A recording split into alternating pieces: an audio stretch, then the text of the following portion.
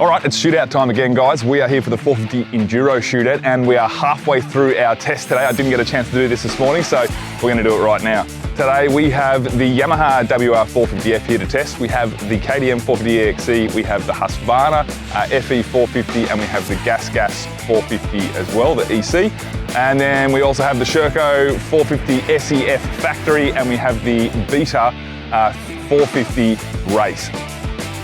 All these bikes here today, we've got a grass track and a bush loop that's got single track. It's got some fast open stuff, it's got some tight stuff. We've kind of got everything to encompass what you do on a trail ride or you do on a race day at a local state club or national event. And we've got a kind of a good mix of testers. We've got a lot of fast guys, a lot of pros between Bo Ralston, Stefan Granquist, Jeff Braco. We've got a lot of A-graders like Matt Boyd and Jeff Briggs here. We've got Emily Carlson representing the girls and I am representing the clubmen. So we've tried to spread out our testers as well. Like all shootouts, there's a scorecard. Everyone's got to score each bike. We're going to pick a winner at the end of the day as to what we think is the best bike for trail riding, but also for racing. So stay tuned for the full results in ADB and check out what we thought so far of the bikes today.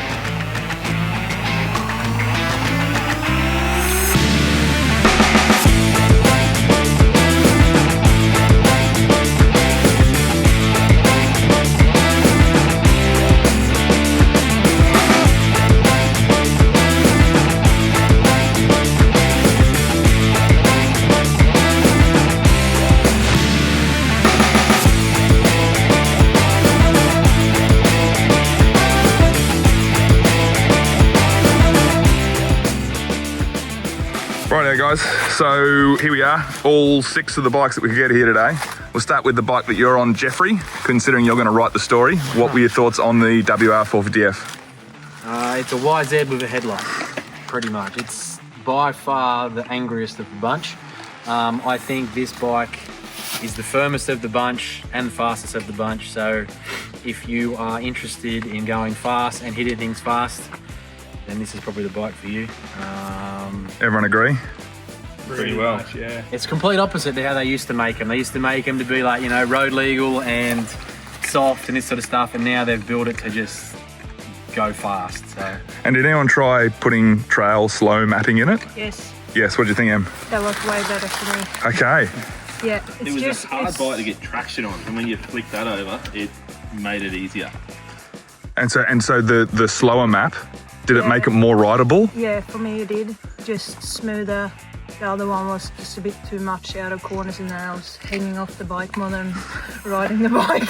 And in the trail map, did you find that it brought the power back to some of the other bikes here? Was it, or even in the trail map, was it still slightly more aggressive? It was still more aggressive. Interesting. Well, and while you're on the Beta, what did everyone think of the Beta? This is the 430. I only done 2 laps on it, but very easy and smooth to ride. And obviously not as much power as the Yamaha, but I prefer this power. Whatever everyone else think. For me, it was actually probably one of my favourite, if not the favourite bike actually. The biggest thing is just that it sticks to the ground, handles really nice, turns, like this is a somewhat tight track. It has its open spots as well, but just stuck to the ground and can just throw it around ruts. A little bit sort of less, like underpowered obviously compared to the Yami and stuff like that, but it just had still a usable power. But yeah, just for me, the handling was the thing that really stood out on it. Suspension is a lot softer on this than the others, I reckon, too. So for me, the Yamaha went to softer and it's still way too hard for me. Okay, all right, softer suspension. People found that as well with the Beta. Anything else people found on the Beta? I noticed like it was the one that was probably revving the hardest. The rest I can kind of lug around and they're sort of only just off idle, but that I noticed was revving more than the others. The inertia on that being a bit smaller too, you can feel it, the motor feels lighter and freer. I feel like you come into a corner and I think you can brake a little bit later on that compared to the other bikes because there is less mass, which is not a bad thing.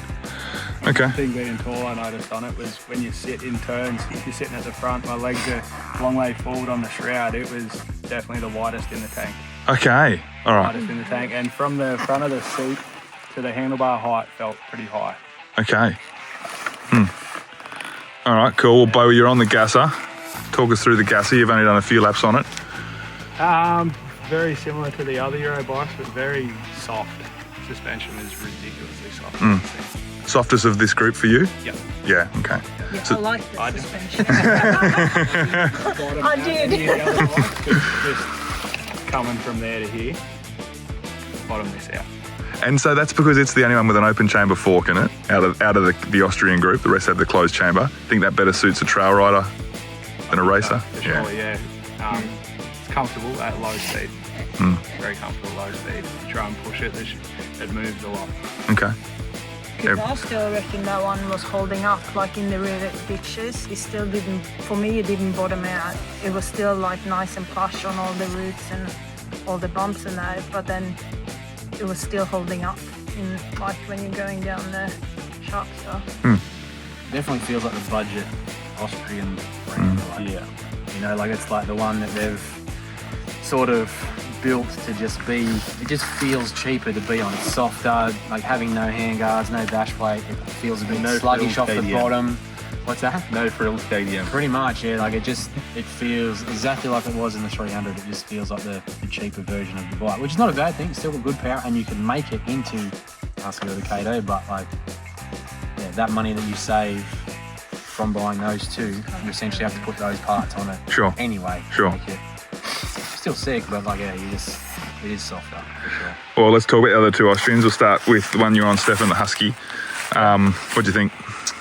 Out of the 3 KDM group bikes, this is my favourite bike. Feels somehow more powerful. I don't know what they do with it. Feels like it's freer in like airbox or whatever. Just has better power. Sort of probably firmer sprung or firmer valves or whatever they've done with it. So it handles a bit faster pace, I think. Yeah, for me it didn't really do anything wrong. I really liked it. Cool. Everyone agree? Yeah, I agree. The one thing while we're on the Euro bikes, one thing I noticed, which was head and shoulders above the other bikes, is the gearbox ratio. Okay. You always had the correct gear on these bikes where on some of the others you could be in between in sections. Okay. That's I handy. don't typically like the Huskies being lower. It normally bothers me, but I found that one actually steered better being lower than the GasGas or KDM. Okay. Cool. KDM then, Briggsy. What do you think of the KDM? I was a little bit disappointed in the motor, to be honest. I felt like it was probably nearly the softest out of the whole lot of the day. The bottom was pretty soft. It had good mid and top, but where you really want to come out of them corners and that, compared to the Sherco, the Yami and the Beta, it just didn't have as much there. Handling wise it's still good, comfortable. It's still a bit soft in spots, but yeah, the balance was alright, brakes and all that are good, but I thought it'd be closer to the top of the list than the rest, to be honest. So Trail or race bike? I think it's a perfect platform to do both if you want to set it up to be a race bike. Obviously, you watch Milner and all them guys and it works, so they've proven that it does that. But as a trail bike, it's fine, yeah. Everyone else agree on the KDM? Everyone, or Feels do, restricted for me. I expected after riding Husky to get on the KDM and the KDM being better, but it under-delivered. They're opposite to what I expected. Yeah, I'd done them the opposite way. I was on the KDM first and thought I was going to step back to the Husky, got better. and that was better, yeah. I wonder if it can be like a mapping thing or something. I thought that had a better chassis gimbal.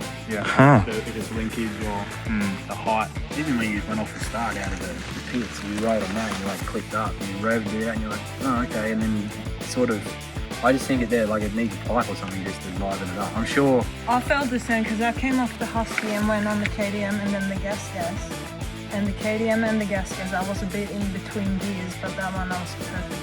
Yeah. Like, And then it you was get, easy for me. then you get on that thing, the one with the only open pipe, and it's like, oh, this is what these bikes are supposed to feel like. Yeah, well, let's talk about the Sherco then, because I found that was probably the most aggressive with the Yami. What did you think, Boydie? It blew my expectations out of the water. I was not expecting anything like that. Like, the power is super abrupt and snappy, but it's still usable and you can still get traction on it. Where I found the Yamaha is super snappy, but just lights the back wheel up everywhere. Where this is nimble, it turns. It feels shorter than they have in the past and a lot more nimble. Yeah, I'm glad I rode it last because it's probably the one I've had the most fun on. Yeah. And so our racers, what do you think of the Sherco, those that are still racing professionally? Is it the kind of bike you could just turn up and race as is? Yeah, like that was one of my favourite bikes for sure. To be honest, I think my favourite bikes was like the Sherco and the Beater. And that's never been like my pick before. So I was really sort of like you were touching on, it really surprised me. Yeah. But that just has really good engine package. And yeah, handling and stuff is really good too, but like the motor's unreal. But it does come with a full titanium Kovic, so like what will these bikes be with that? But I mean, that's how you buy it, that's what that one comes with. So but yeah, that bike was really, really impressive. And Bo, I saw you racing around either on the Sherco or chasing the Sherco with Braco earlier on. What were your thoughts on the Sherco? I really liked the power in the Sherco. It wasn't quite, it didn't have the response that the Yamaha had, like opening the throttle. I felt like it had more torque. You could pull third in more areas on the Sherco than the Yamaha, and tractor it in the slippery conditions we've got today. It handled pretty well, but I found it was pretty active, the chassis, like it moved a lot. It wasn't the most stable bike.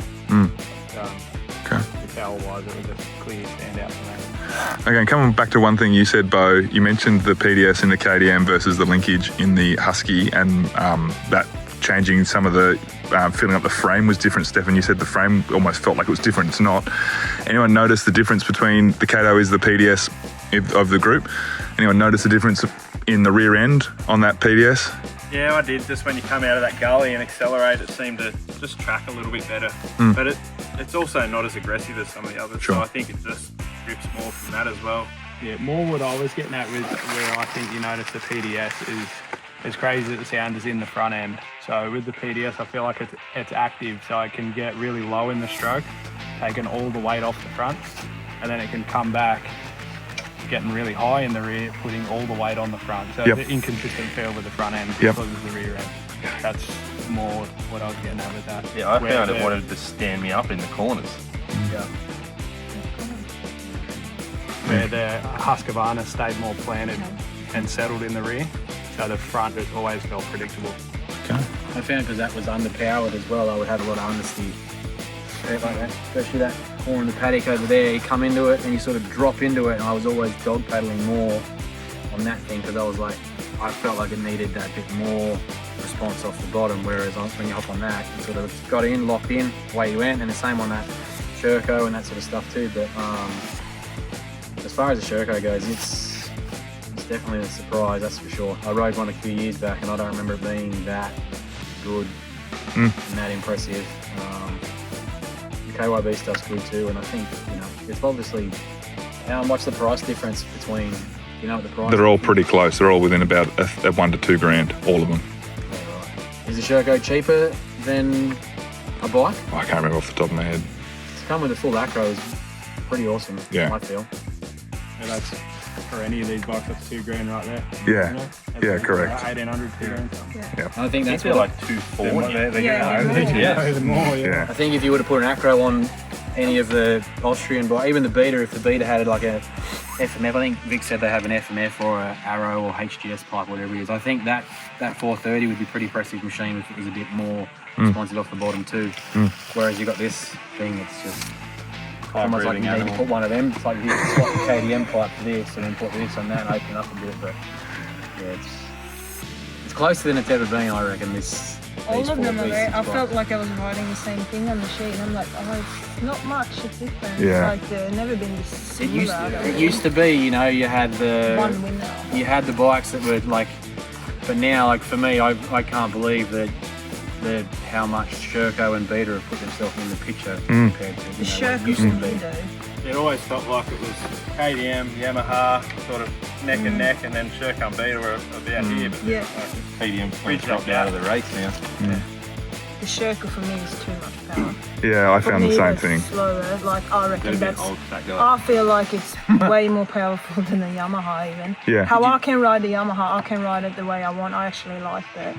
But the Sherco is too much for me. Yeah.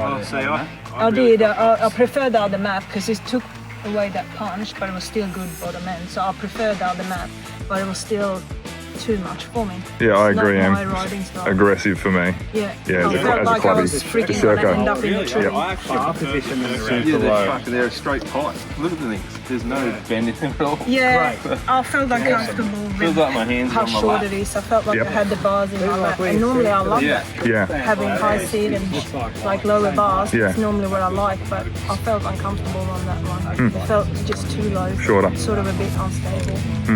But yeah, the motor I felt like I was going to end up in a tree somewhere. Same. Yeah. I always So hard. found